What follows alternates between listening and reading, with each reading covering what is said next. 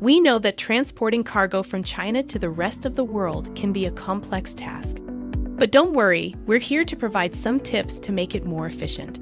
Firstly, it's crucial to understand the different transportation methods available. Sea freight, air freight, rail freight, and road freight all have their own advantages and disadvantages. The key is to choose the method that best suits your cargo type and budget.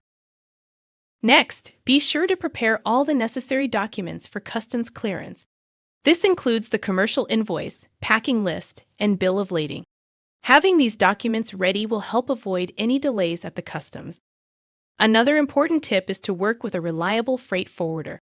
They have the expertise and network to ensure your cargo reaches its destination safely and on time.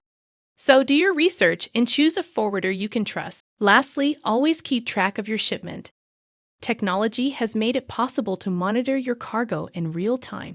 This will not only give you peace of mind, but also allow you to deal with any issues that may arise during transportation. By following these tips, you can ensure a more efficient international cargo transportation.